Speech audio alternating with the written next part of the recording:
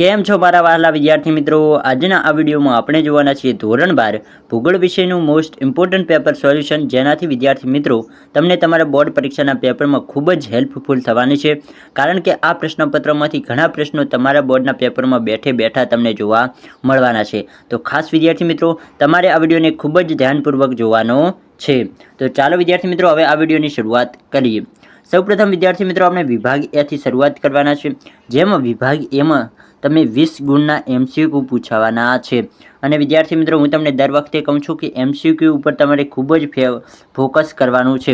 કારણ કે તમે MCQમાં રોકડા 20 ગુણ મેળવી શકો છો. બીજા કોઈ પણ વિભાગમાં ગુણ કપાવવાની શક્યતા હોય છે, પરંતુ MCQ જ એક એવી વસ્તુ છે જેમાં તમે 20 ગુણ જો સારી રીતે MCQ પાકા કર્યા હોય તો 20 ગુણ બેઠે બેઠા મેળવી શકો છો. તો આમાંથી જેટલા પણ અહીં MCQ આપવા છે તે દરેક MCQને પાકા કરી લેવાના છે.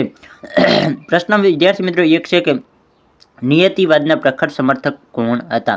તો નિયતિવાદના પ્રખર સમર્થક કોણ હતા? તો કે કુ એલન સેમ્પલ. પછી વિદ્યાર્થી મિત્રો પ્રશ્ન નંબર 2 છે કે ભારતની સરેરાશ વસ્તી ગીચતા કેટલી છે? તો કે ભારતની સરેરાશ વસ્તી ગીચતા કેટલી છે? તો વિદ્યાર્થી મિત્રો તેમાં તમારે જવાબ લખવાનો રહેશે 382. દેશમાં સૌથી વધુ સાક્ષરતા ધરાવતું રાજ્ય કયું છે? તો વિદ્યાર્થી મિત્રો દેશમાં સૌથી વધુ સાક્ષરતા ધરાવતું રાજ્ય કયું છે? તો તેમાં તમારે જવાબ લખવાનો રહેશે કેરળ. પછી છે પ્રશ્ન 4 કે ઔદ્યોગિક ક્રાંતિની શરૂઆત કયા ખંડમાં થઈ હતી? તો ઔદ્યોગિક ક્રાંતિની જે શરૂઆત તમને પૂછવામાં આવે તો તમારે જવાબ લખવાનો રહેશે યુરોપ. આગળ વધીએ. પ્રશ્ન નંબર 5 છે વિદ્યાર્થી મિત્રો કે ઇન્ટરનેટની સેવાઓ કયા પ્રકારની પ્રવૃત્તિ ગણાય છે? તો કે જે આપણે ઇન્ટરનેટની સેવાઓ ઇન્ટરનેટનો જે આપણે લાભ મેળવીએ છીએ તે સેવા કયામાં આવે છે? તો તે સેવા કયામાં આવે છે? તો કે તૃતીયક સેવામાં આવે છે. પછી છે પ્રશ્ન 6 વિશ્વમાં કયા દેશમાં સૌથી વધુ ગીચ રેલમાર્ગો જોવા મળે છે? વિદ્યાર્થી મિત્રો આ પ્રશ્ન તો સૌથી સરળ છે, તો તેમાં જવાબ આવશે બેલ્જિયમ. વિશ્વમાં કયા દેશમાં સૌથી ગીચ રેલમાર્ગો જોવા મળે છે? તો કે બેલ્જિયમ.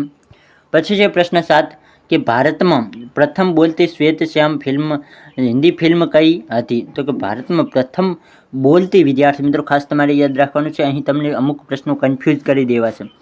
પ્રથમ બોલતી શ્વેત-શ્યામ હિન્દી ફિલ્મ કઈ હતી? તો તેમાં વિદ્યાર્થી મિત્રો તમારે જવાબ લખવાનો કે આલમ આરા. પછી છે પ્રશ્ન 8 કે ભારતે આર્યભટ્ટ ઉપગ્રહ ક્યારે પ્રક્ષેપિત કર્યો? તો ભારતે આર્યભટ્ટ ઉપગ્રહ ક્યારે પ્રક્ષેપિત કર્યો? તો કે 1975માં. પછી છે પ્રશ્ન 9 ભારતમાં સૌપ્રથમ 1913માં કઈ ફિલ્મ રજૂ થઈ હતી? તો કે ભારતમાં સૌપ્રથમ 1913માં કઈ ફિલ્મ રજૂ થઈ હતી? તો કે રાજા હરિશ્ચંદ્ર. પછી છે પ્રશ્ન 10 કે ઓપેક સંગઠનનું વડું મથક કયું છે? તો કે ઓપેક સંગઠનનું વડું મથક કયું છે? તો વિદ્યાર્થી મિત્રો તેમાં જવાબ આવશે વિયેના.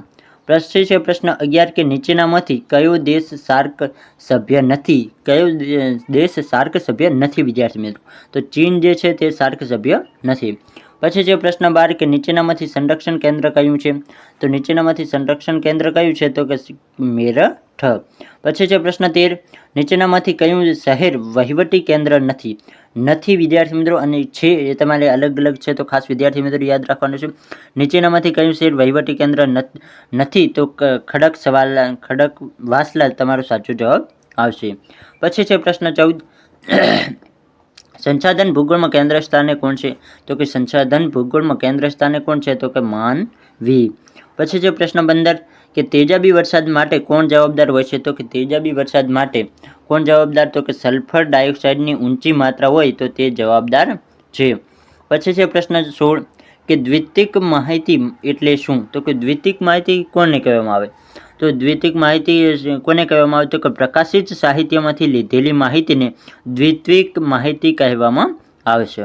પ્રશ્ન 17 ભારતમાં સર્વે ઓફ ઇન્ડિયાની કચેરી ક્યાં છે?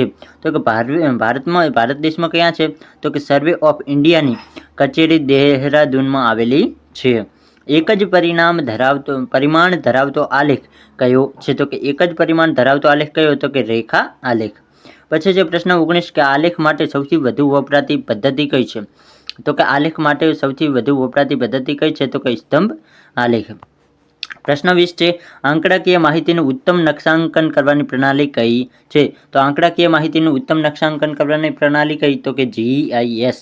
વિદ્યાર્થી મિત્રો, આ 20 MCQ તમારા માટે ખૂબ જ ઇમ્પોર્ટન્ટ છે. તો આ દરેક MCQને તમારે પાકા કરી લેવાના છે. આમાંથી ઘણા પ્રશ્નો, ઘણા MCQ તમને બેઠા તમારા બોર્ડના પેપરમાં જોવા મળી જવાના છે. હવે વાત કરીએ વિદ્યાર્થી મિત્રો વિભાગ 2 ની. વિભાગ 2 ટોટલ તમને 10 ગુણનો તમારા બોર્ડના પેપરમાં તમને જોવા મળશે. વિભાગ 2 માં વિદ્યાર્થી મિત્રો પ્રશ્ન 21 છે. કયા સમયગાળાને સંશોધન યુગ કહેવાય છે? તો કયા સમયગાળાને સંશોધન યુગ કહેવામાં આવે છે? તો કે 15મી સદીના ઉત્તરાર્ધથી 18મી સદી સુધીના સમયગાળાને સંશોધન યુગ કહેવામાં આવે છે. કયો? તો કે 15મી સદીથી લઈને ઉત્તરાર્ધથી 18મી સદીના સમયગાળાને સંશોધન યુગ કહેવામાં આવે છે.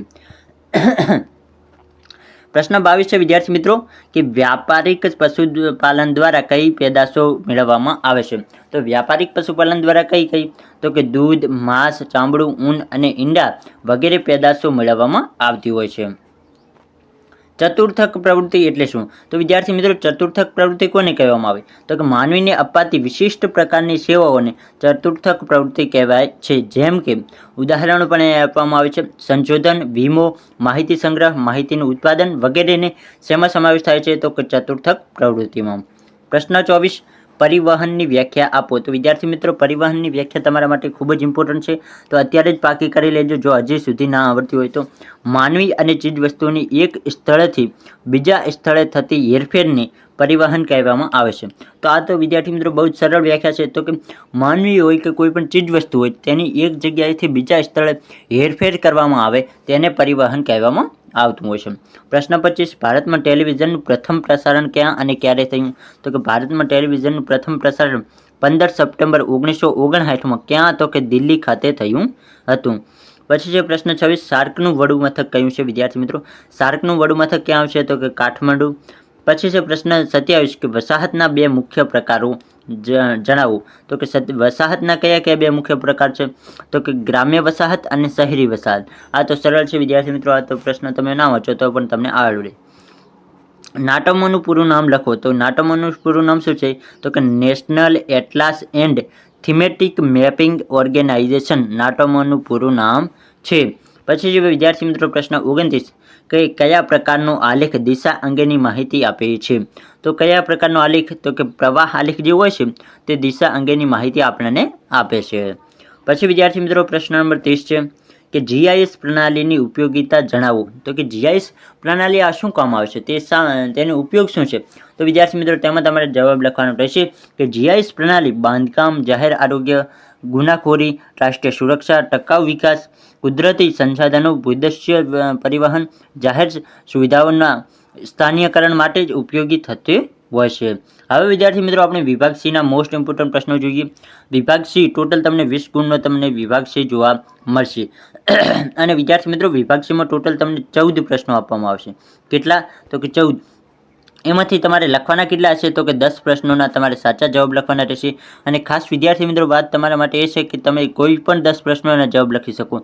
એવું નથી કે તમારે 10 પ્રશ્નોના લાઇનમાં જવાબ લખવાના. તમે કોઈ પણ 14માંથી કોઈ પણ 10 પ્રશ્નો તમને જે આવડતા હોય તે 10 પ્રશ્નોના જવાબ તમે લખી શકો છો.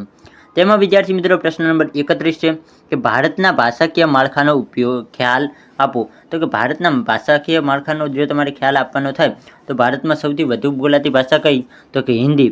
પછી છે બીજા ક્રમે કઈ? તો કે બંગાળી ભાષા છે. અંગ્રેજી ઉપરાંત 22 ભાષાઓ રાજ્ય માન્ય ભાષાઓ છે. તો કે અંગ્રેજી ઉપરાંત 22 ભાષાઓ એવી છે જે રાજ્ય માન્ય ભાષા છે. ગુજરાતી ભાષા દેશમાં કયું સ્થાન ધરાવે છે? તો કે 7મું સ્થાન ધરાવે છે. ભાષાનું રાષ્ટ્ર અને રાષ્ટ્રીયતા સાથે ગાઢ અને ભાવાત્મક સંબંધ છે. ભારતમાં તેલુગુ, મરાઠી, તમિલ, કન્નડ, મલયાલમ, ઉડિયા, પંજાબી, અસમી, સિંધી, મણિપુરી વગેરે ભાષાઓ બોલાય છે.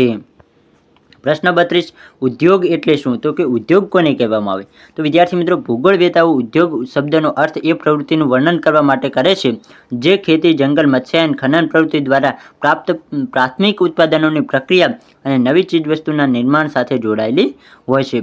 પ્રાથમિક પ્રવૃત્તિથી અલગ કરવા માટે ઉદ્યોગને દ્વિતીયક પ્રવૃત્તિ પણ કહેવામાં આવે છે. તો કે ઉદ્યોગને પ્રાથમિક પ્રવૃત્તિથી અલગ કરવા માટે દ્વિતીયક પ્રવૃત્તિમાં પણ ઉમેરવામાં આવી શકે છે। પછી છે પ્રશ્ન 33 કે ખનન એટલે શું, તેના પ્રકારો લખો। તો વિદ્યાર્થી મિત્રો ખનન કોને કહેવામાં આવે, તો કે ખનન એટલે પૃથ્વીમાંથી ખનિજો મેળવવા, જમીન પરથી માટી કે રેતીને દૂર કરવી, ખોદકામ કરવું। તો કે ખનન કોને કહેવામાં આવે, તો કે જમીનની અંદરથી જે અલગ અલગ ચીજ વસ્તુઓ નીકળતી હોય છે, ઓઇલ કે એના વગર ઘણા બધી અલગ અલગ કેટલી બધી વસ્તુ નીકળતી હોય છે, તો તેનું ખોદકામ આપણે માટી કે રેતીનું ખોદકામ કરી સુરંગો દ્વારા પથ્થરો તોડવા અને જમીનની અંદર વધુ ઊંડાઈએથી ખનિજો મેળવવા સારકામ કરવું ખનનના બે પ્રકાર છે। તો કે ખનન કોને કહેવામાં આવે, તો કે જમીનની અંદર જે આપણે ખોદકામ કરીને જે અલગ અલગ ખનિજ બહાર નીકાળીએ છીએ તેને ખનન કહેવામાં આવે છે। અને ખનનના પ્રકારો કેટલા, તો કે ધરાતલ ખનન અને ભૂમિગત ખનન છે। કયા કયા વિદ્યાર્થી મિત્રો, ધરાતલ ખનન અને ભૂમિગત ખનન। ધરાતલ ખનન વધુ સરળ, સુરક્ષિત અને પ્રમાણમાં ઓછું ખર્ચાળ હોય છે। તો કે ધરાતલ જે ખનન છે તે બહુ જ સરળ હોય છે, તે સુરક્ષિત પણ હોય છે અને તેમાં ખર્ચો પણ આપણને ઓછો થતો હોય છે। જ્યારે બીજી તરફ જો ખનિજો પૃથ્વીની સપાટીથી વધારે ઊંડાઈઓ હોય છે ત્યારે ભૂમિગત ખનન વિધિનો ઉપયોગ કરવો પડે છે અને તે વધુ મુશ્કેલ હોય છે અને અસુરક્ષિત અને તેમાં ખર્ચો પણ વધુ થતો હોય છે। તો કે કોઈ ખનિજ એવું હોય જે જમીનની બહુ જ ઊંડાઈ હોય તો તેમાં કયું ખનન વપરાય છે, તો કે ભૂમિગત ખનન વિધિનો ઉપયોગ થાય છે, તે વધુ મુશ્કેલ હોય છે અને અસુરક્ષિત સાથે સાથે તેમાં ખર્ચો પણ વધુ થતો હોય છે। આગળ વધીએ વિદ્યાર્થી મિત્રો, પ્રશ્ન 34 કે ઇન્ફોર્મેશન ટેકનોલોજીનો અર્થ શું છે। તો ઇન્ફોર્મેશન ટેકનોલોજીનો અર્થ શું છે, તો કે ઇન્ફોર્મેશન ટેકનોલોજી એટલે કે આઈટી એટલે માહિતીના સંયોજન, પ્રોસેસિંગ, માહિતીનો મોટા પાયે સંગ્રહ અને પ્રસારણમાં સહાયભૂત સાધનો, ઊંચી સેવાઓની પ્રવૃત્તિનું સ્થાનિક તંત્ર અને તેની જાળીમાં છુપાયેલું છે। તે ઘણા પ્રકારની તકનીકીનું સંયુક્ત સ્વરૂપ છે। તેમાં સૂક્ષ્મ ઇલેક્ટ્રોનિક્સ, કમ્પ્યુટરના હાર્ડવેર અને સોફ્ટવેર, સંદેશાવ્યવહાર, પ્રસારણ અને ઓપ્ટિક ઇલેક્ટ્રોનિક્સ વગેરેનો સમાવેશ થાય છે। આગળ વધીએ વિદ્યાર્થી મિત્રો, પ્રશ્ન નંબર 35 છે કે વ્યક્તિગત સંચાર તંત્રના સાધનો જણાવો। તો વ્યક્તિગત સંચાર તંત્રના સાધનો કયા કયા છે, તો કે ટેલિફોન જે છે તે વ્યક્તિગત છે, આપણે મોબાઈલ યુઝ કરીએ એ પણ વ્યક્તિગત સંચાર છે, જેમ કે સેલફોન, ફેક્સ, ઇન્ટરનેટ, ઈમેલ, ટપાલ સેવા અને આંગળીયા જેવી અલગ અલગ વિવિધ સેવાઓ છે વ્યક્તિગત સંચાર તંત્રમાં સમાવેશ થાય છે। આ સાધનો દ્વારા વ્યક્તિ વિશ્વના કોઈપણ સ્થળેથી માહિતી અથવા સંદેશો મોકલી શકે છે અને કોઈપણ સ્થળેથી માહિતી કે સંદેશો પ્રાપ્ત પણ કરી શકે છે। તો કે આ માધ્યમો એવા છે જેના દ્વારા કોઈપણ વ્યક્તિ ગમે તે જગ્યામાં હોય તે પણ ત્યાંથી તે સંદેશો મોકલી પણ શકે છે અને મેળવી પણ શકે છે। પછી છે પ્રશ્ન 36 કે કોલકાતા બંદરે વારંવાર ડ્રેજિંગ કરવું પડે છે, તેનું કારણ આપો। તો કે કોલકાતા બંદર છે ત્યાં વારંવાર ડ્રેજિંગ શા માટે કરવું પડે છે તેનું તમારે કારણ લખવાનું છે। અને વિદ્યાર્થી મિત્રો આ પ્રશ્ન ખૂબ જ ઇમ્પોર્ટન્ટ પણ છે। તો વિદ્યાર્થી મિત્રો તેમાં જવાબ આવશે ભારતમાં હુંગલી નદી પર આવેલું કોલકાતા નદી બંદર છે। નદી પ્રવાહ સાથે તણાઈ આવતા કાંપ કે ભરતીના કારણે તણાઈ આવતો કાંપ ઠલવાતા નદીનું તળ કેવું બની જાય છે, તો કે છીછરું બની જાય છે। નદી તળની ઊંડાઈ જાળવી રાખવા માટે વારંવાર ડ્રેજિંગ કરવું પડે છે। તો કે નદી કિનારે રેત ઘણો બધો ભેગો થઈ જાય તો તેનું જે ઊંડાઈ હોય તે જાળવી રાખવા માટે તેને વારંવાર ડ્રેજિંગ કરવું પડતું હોય છે। પછી છે વિદ્યાર્થી મિત્રો પ્રશ્ન 37 કે વસાહત એટલે શું અને વસાહતોનું વર્ગીકરણ પણ આપો। તો વસાહત કોને કહેવામાં આવે, તો કે રહેઠાણોના સમૂહને વસાહત કહેવામાં આવે છે। તો કે જ્યાં ઘણા લોકો રહેઠાણ રહેતા હોય તેને વસાહત કહેવામાં આવે છે। માનવ વસાહતો બે પ્રકારની છે, કઈ તો કે સામૂહિક અથવા કેન્દ્રીય વસાહત અને બીજી કઈ છે તો કે છૂટી છવાઈ અથવા પ્રકીર્ણ વસાહત। સામૂહિક અથવા કેન્દ્રીય વસાહતના મુખ્ય બે પ્રકારો પડે છે, કયા તો કે ગ્રામીણ વસાહત અને શહેરી વસાહત। વિદ્યાર્થી મિત્રો આવા પ્રશ્નો યાદ રાખજો, ખાસ બોર્ડમાં પૂછાય એવા પ્રશ્નો છે। પછી જે વિદ્યાર્થી મિત્રો પ્રશ્ન નંબર 38 કે ગુજરાતમાં શહેરી વસાહત માટેના માપદંડો કયા છે। તો ભારત દેશમાં શહેરી વસાહત માટેના માપદંડો કયા છે, તો તેમાં તમારે જવાબ લખવાનો કે પ્રથમ જે માપદંડ છે કુલ જનસંખ્યા 5000 થી વધુ હોવી જોઈએ। તો કે ભારતમાં કોઈ પણ શહેરને કોઈ પણ ગામ હોય તો તેને શહેર બનવા માટે શું કરવું પડે, તો ત્યાંની સંખ્યા 5000 થી વધુ હોવી જોઈએ। વસ્તીની ગીચતા પ્રત્યેક ચોરસ કિલોમીટર દીઠ 400 થી વધુ હોવી જોઈએ। તો કે 1 કિલોમીટરની અંદર 400 થી વધુ લોકો રહેતા હોવા જોઈએ। ત્રીજું છે કામ કરનારા લોકોના 75%થી વધુ પુરુષો બિનખેતીકીય આર્થિક પ્રવૃત્તિ સાથે સંકળાયેલા હોવા જોઈએ. તો કે 75%થી વધુ પુરુષો એવા હોવા જોઈએ જે ખેતી કરતા ના હોય, બીજા અલગ અલગ વ્યવસાય કે અલગ અલગ કંપનીમાં નોકરી કરતા હોય. તો આવું કોઈ પણ ગામ હોય તો તેને શહેરમાં બદલી શકાય છે, તો તેને શહેર ગણી શકાય છે. આગળ વધીએ વિદ્યાર્થી મિત્રો. પ્રશ્ન 39 છે, ઉપયોગ થયા વગરના સંસાધન એટલે શું? તો ઉપયોગ થયા વગરના સંસાધન કોને કહેવામાં આવે? તો કે યુરોપીય પ્રજાઓ ઉત્તર અમેરિકા અને દક્ષિણ અમેરિકા ખંડ સુધી નહોતી પહોંચી ત્યાં સુધી આ ખંડો ઉપર રહેલા સંસાધનો ઉપયોગ વગરના સંસાધનો હતા. તો કે જે સંસાધનોનો ઉપયોગ ના થયો હોય તેને ઉપયોગ થયા વગરના સંસાધનો કહેવામાં આવે. આ તો સરળ છે વિદ્યાર્થી મિત્રો. આજે પણ ઘણા દેશોમાં મૂડીરોકાણ, ટેકનોલોજી અને કૌશલ્યના અભાવમાં કુદરતી સંપત્તિ હોવા છતાં તે સંસાધનોનો ઉપયોગ કરી શક્યા નથી. તો કે તેમની પાસે પૈસા પૂરતા ન હોય, મૂડીરોકાણ ના હોય, પૂરી ટેકનોલોજી ના હોય કે સંસાધનનો ઉપયોગ કઈ રીતે કરવો. તો ત્યાં પણ અમુક સંસાધનો એવા છે જે અત્યારે પણ જમીનમાં છે તો તેનો ઉપયોગ થયો નથી. તો આવા સંસાધનને ઉપયોગ થયા વગરના સંસાધનો કહી શકાય છે. પછી છે વિદ્યાર્થી મિત્રો 40મો પ્રશ્ન કે સારણીકરણ વિશે માહિતી આપો. વિદ્યાર્થી મિત્રો મોસ્ટ ઇમ્પોર્ટન્ટ પ્રશ્ન છે, બોર્ડમાં ઘણીવાર પૂછાઈ ગયેલો છે. તો કે એકઠી કરેલી કુલ માહિતીમાંથી જરૂરી હોય તે માહિતીને જુદી તારવવામાં આવે છે. તે માહિતીને વિશિષ્ટ સ્વરૂપમાં ગોઠવવામાં આવે છે. આ પ્રક્રિયાને સારણીકરણ કહેવામાં આવે છે. સારણીકરણ કોને કહેવામાં આવે? તો કે એકઠી કરેલી કુલ માહિતીમાંથી જરૂરી હોય તેવી માહિતીને જુદી તારવવામાં આવે છે. તે માહિતીને વિશિષ્ટ સ્વરૂપમાં ગોઠવવામાં આવે છે. આ પ્રક્રિયાને સારણીકરણ કહેવામાં આવતું હોય છે. તો કે જે પણ માહિતી એકઠી કરેલી કુલ માહિતી હોય છે તેમાંથી વિદ્યાર્થી મિત્રો જે ખૂબ જ મહત્વપૂર્ણ માહિતી હોય તેને અલગ કરવામાં આવે તો તેને જ સારણીકરણ કહેવામાં આવે છે. તો આપણી કોઈ સારણી હોય તો એમાંથી આપણે અલગ અલગ લોટ કે એવું કરતા હોય તો તેને સારણીકરણ કહેવાય ને. તો એ જ સારણીકરણ છે. તો કે ઘણી બધી માહિતીમાંથી જે અલગ તારવવામાં આવે તેને શું કહેવામાં આવે? તો કે સારણીકરણ કહેવામાં આવે છે. જે ખાસ મહત્વપૂર્ણ માહિતી હોય તેને સારણીકરણથી જુદી કરવામાં આવે છે. તેને માટે જરૂરી હોય તેટલા ખાનાવાળો કોઠો તૈયાર કરવામાં આવે છે.